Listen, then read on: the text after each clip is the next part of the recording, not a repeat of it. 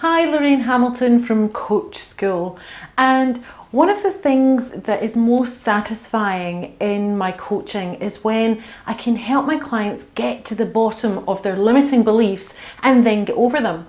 And actually, getting over limiting beliefs can be quite a straightforward and sometimes a very fast process. The tougher bit is identifying what the limiting belief is in the first place.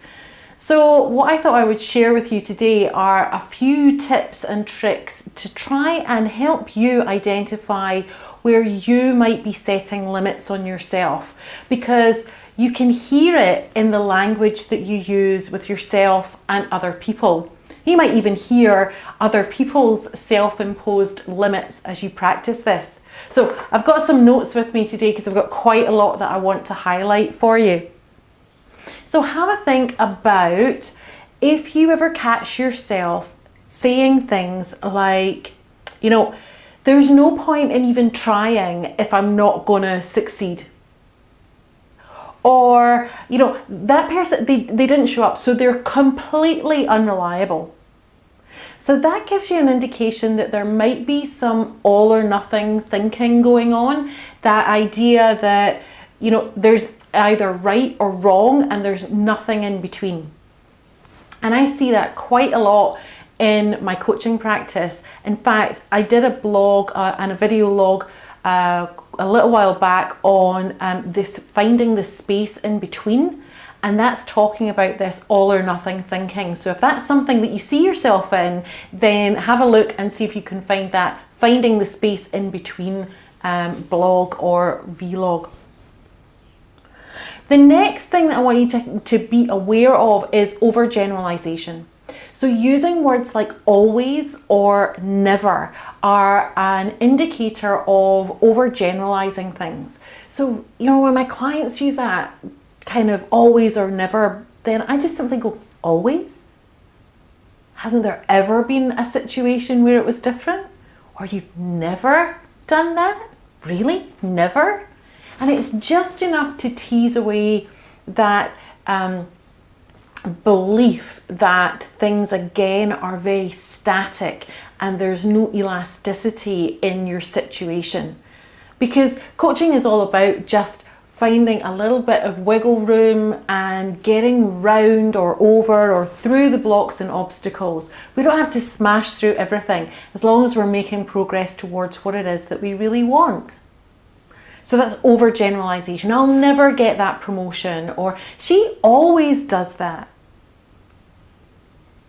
Catastrophizing is my next one. So, seeing things as dramatically more or less important as they are, and often creating a scenario that follows that. So, I ate the chocolate brownie.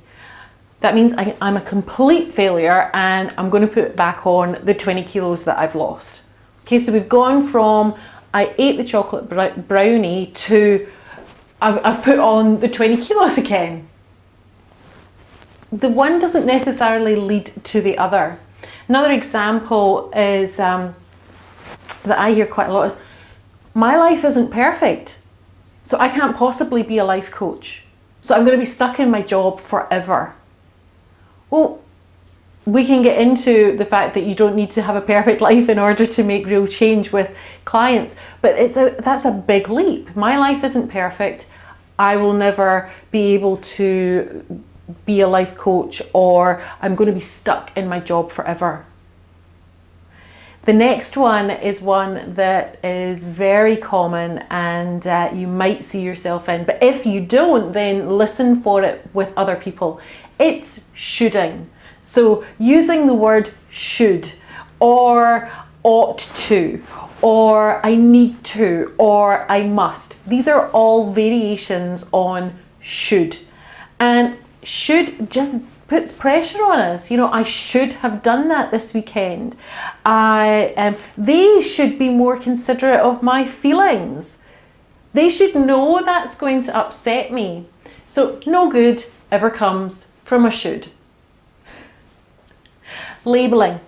So attaching a negative label to yourself or other people when you maybe only have one instance of that particular behaviour. So I didn't stand up to my colleague. I'm such a wimp. Okay, that labelling. What an idiot he is. He didn't even see me coming. Okay, we don't know that they're an idiot. We know that there was some unfortunate behaviour. I'm not a wimp because I didn't stand up to my colleague. It's just one instance. So be careful of that as well. Labelling when really there's not enough evidence to support an all-encompassing identity, which is what we're giving ourselves or other people when we're labelling. Jumping to conclusions. Or, as I like to put it, mind reading. When we think we know what other people are thinking and feeling and saying. You know, she thinks I'm exaggerating again. How do I know what somebody else thinks? I can't know what somebody else thinks. Or, you know, he still hasn't forgiven me for telling people that, his news. He still hasn't forgiven me for gossiping. Well, unless he tells me, I don't know. I just don't know. Or, you know, no one understands. Really? Is that really true? So a helpful tool that I use with all of this is that true? Is it false? Or do I actually not know? Okay, maybe that's another vlog coming. Discounting the positive. All right, so not acknowledging when things are going really well. That doesn't count because anyone could have done it. It's so easy to push away that positive, so easy to push away our compliments. And what that's actually doing is pushing away the evidence that builds resilience and the way that it works in your subconscious when you accept those positives and you absorb those positives is that you start to focus more on them, and what you focus on expands. So maybe, I wanted to enroll 10 clients, but I only got 4. I'm such a failure. Well, no, because you got 4 clients and you're going to change the lives of 4 people. Okay, so discounting the positive. Be careful with that one because I see it an awful lot. If only. And this one speaks to blame and personalization. So blaming yourself or blaming other people when they're not entirely responsible for the situation.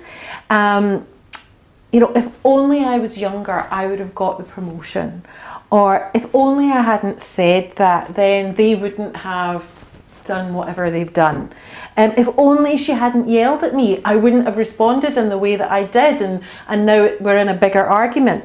All right? So just be careful of the if only statements. It really speaks to blaming yourself or other people for situations that are not entirely within your responsibility. And then the last one that I'm going to leave you with today is emotional reasoning. Okay, so emotional reasoning is because I feel something, it must be true. So I feel like such an idiot, so I must be an idiot. Well, no, that's not true. Just because you're feeling that way doesn't mean that that's what you've become. I feel guilty, so I must have done something wrong. Well, is that true? Is it? Let's dig a little bit deeper. Maybe you're feeling guilty about something else. Maybe you didn't do anything wrong, but it's an uncomfortable feeling. Or maybe it's not guilt that you're feeling at all. So there's always something to be explored if you have a sense of curiosity around it. Or I feel really bad for yelling at my partner, so I must be selfish and inconsiderate. Well, not necessarily. So, lots of information, lots of things for you to play with, and just notice in yourself or maybe in other people. It might be easier to notice in other people to begin with. That's one of those language patterns that Lorraine highlighted for me. That's interesting. And then that's the first part. So that awareness and then practicing changing it is a lot of what I do in my coaching. And it does help to identify where we might have these beliefs about ourselves. I'm a failure. I'm not worthy. I'm unlovable.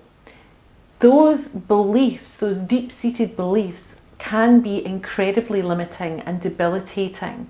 And so these nuances in language are the things that I look for in my clients, just to see if I can uncover that belief. And then, as I say, it can be reasonably straightforward to be able to shift it.